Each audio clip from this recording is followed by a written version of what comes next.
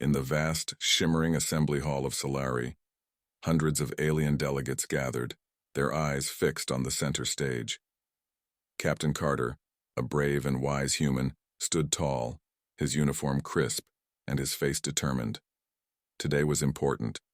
He was here to talk about Earth and its people, to ask the other space races to see them as equals and friends. The hall was like a giant bowl, with seats rising up in circles. Lights of every color blinked and flashed from the walls, and the air hummed with whispers in languages from across the stars. Captain Carter took a deep breath and began to speak into the microphone, his voice echoing around the room. "Ladies, gentlemen, and beings of the Galactic Assembly," he started, his words clear and strong.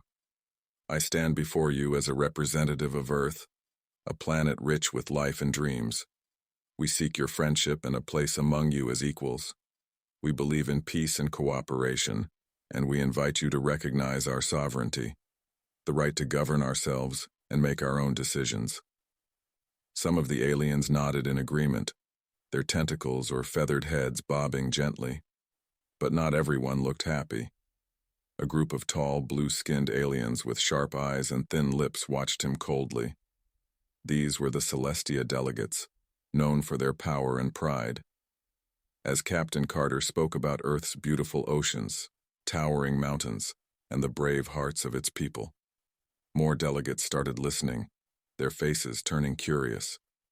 He shared stories of human kindness and achievements, of astronauts and scientists, artists and explorers. But just as he was winning some hearts, a gruff voice interrupted him. It was a delegate from the Celestia Council, his voice booming and harsh. "How can we trust humans to join us when they are so young and untested? What if they disrupt the peace we have worked so hard to maintain?" The room buzzed with murmurs and whispers. Captain Carter felt a knot in his stomach, but he didn't let it show. Instead, he smiled, his gaze steady and confident. "Great concerns indeed," he replied. "But let me assure you, the spirit of humanity is driven not by a desire for chaos, but by a hope for harmony. Give us a chance to prove our worth. Let us show you that in the heart of every human, there burns a light bright enough to light up the galaxy." The hall erupted in mixed reactions. Some clapped, others whispered, and the Celestia delegates sat back, their expressions unreadable.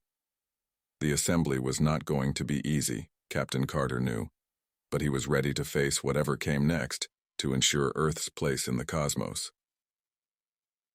As the first meeting ended, and the aliens began to leave in groups, talking and gesturing wildly, Captain Carter walked off the stage, his heart full of hope and fear. The journey was just beginning, and it was going to be a bumpy ride. But he believed in his mission, and he believed in humanity's bright future among the stars. Chapter 2. A Gathering Storm. Back on his spaceship, the Sovereign, Captain Carter walked through the quiet halls, deep in thought. The spaceship was like a floating city, with rooms and corridors that stretched as far as you could see. It had big windows that looked out into the dark, starry space, and sometimes you could see a planet or a comet zooming by. Captain Carter entered the strategy room, where his trusted advisors waited. They were a group of smart and brave people who helped him make big decisions. There was Lieutenant Maya, who knew all about spaceship battles, Dr. Jensen, the science expert who could fix anything, and Zara, the diplomat who was very good at talking to aliens and solving disagreements. "Friends," Captain Carter said, standing at the front of the room. "Today's meeting at the assembly was just the beginning. We made some new friends, but the Celestia Council is still not convinced. They think we're too young and might mess things up. We need to be ready for anything." Lieutenant Maya stepped forward, her face serious. "Captain, we've picked up unusual activity in the space near the human colony of Nuta. It might be nothing, but it could also be a sign of trouble." Dr. Jensen added, "I've checked all our systems and weapons. The Sovereign is ready for any trouble, but we should warn the colony just to be safe." Captain Carter nodded, his mind racing. "Good work. Let's send a message to Nuta right away. Tell them to be on high alert and prepare their defenses. We can't take any chances." Zara, with her calm and soothing voice, suggested. Should I reach out to some of our new allies from the assembly? Maybe they can offer us support, or at least some information. That's a great idea, Zara, Captain Carter agreed. Having friends out there could make a big difference.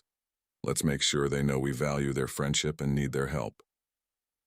The team got to work, sending messages across space, checking maps, and planning their next moves. Captain Carter felt a mix of worry and excitement. Leading his team and protecting the colony felt like a huge responsibility, but he was not alone. His team was with him, and together, they were strong. Just as they were wrapping up, an urgent message beeped on the screen. It was from the colony of Nuta. The message was short and filled with worry.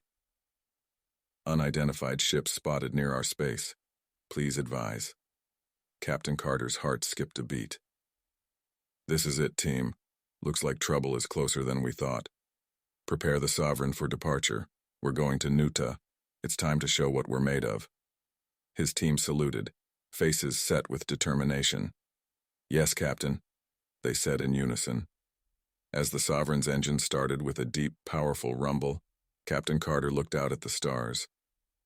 The journey ahead would be tough, but he was ready to face whatever challenges came to protect his people and prove humanity's place in the galaxy. The storm was coming, but so was the strength of the Sovereign and her crew. Chapter 3. First Strike. The stars blurred into streaks of light as the Sovereign sped through space towards the colony of Nuta.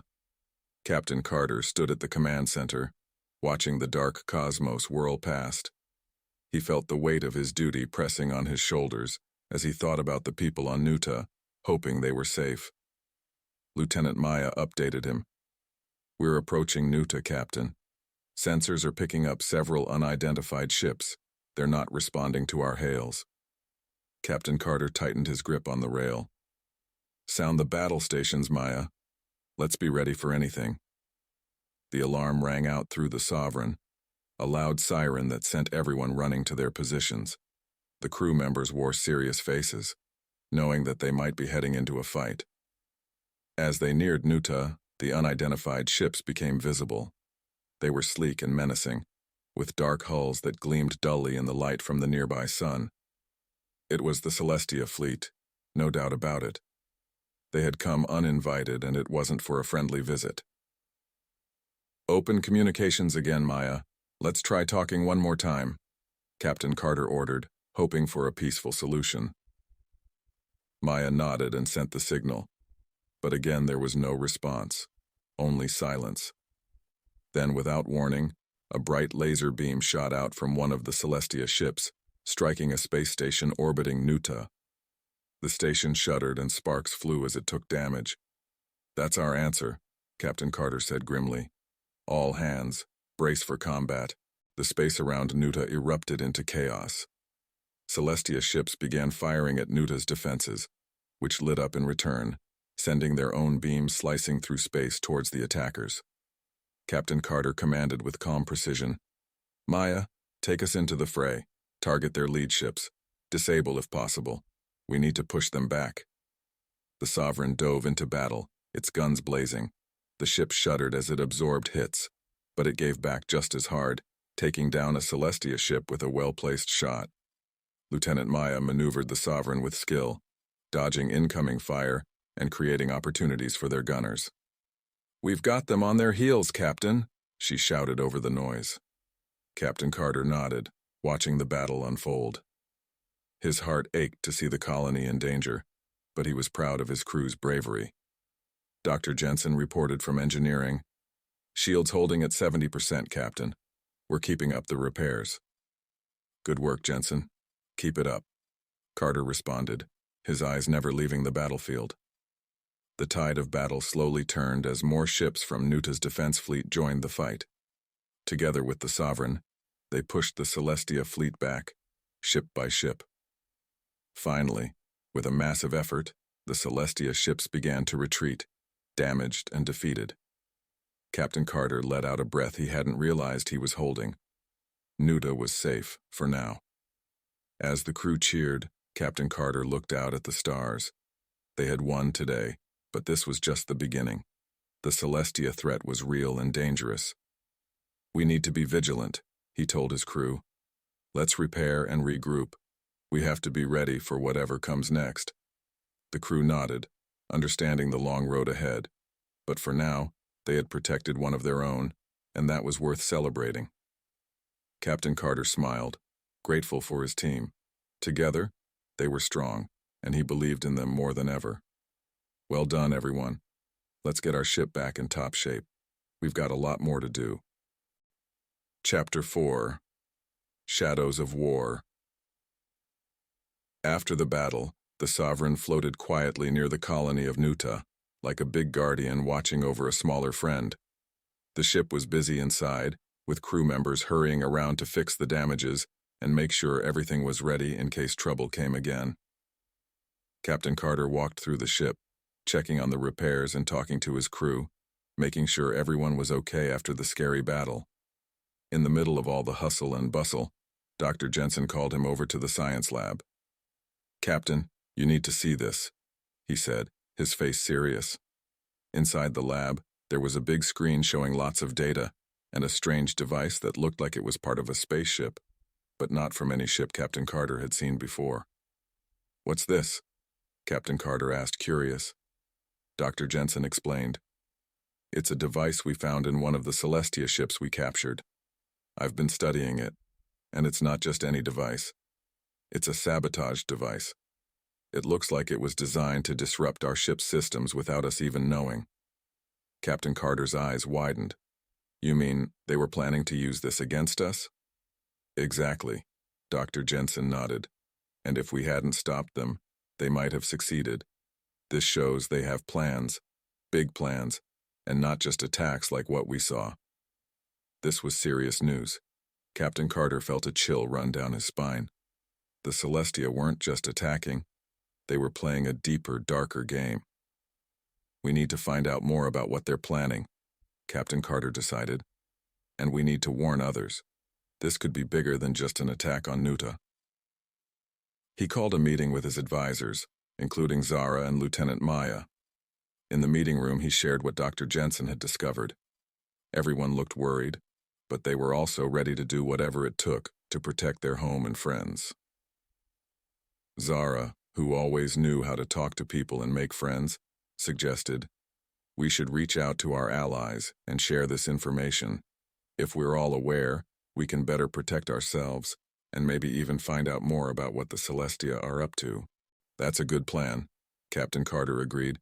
"Zara, I want you to handle the communications. Maya, keep our defenses on high alert and run drills with the crew. We can't let our guard down." Lieutenant Maya saluted. "You got it, Captain. We'll be ready." As everyone got to work, Captain Carter went back to the bridge. He looked out at the stars and thought about the big, mysterious galaxy. It was beautiful but filled with unknown dangers. He knew this was just the beginning of a much bigger challenge.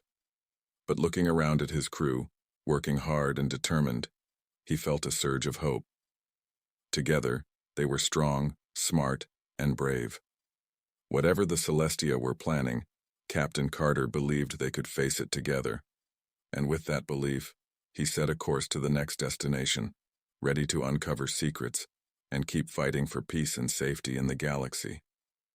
The shadows of war loomed, but so did the light of determination and courage from the crew of the Sovereign.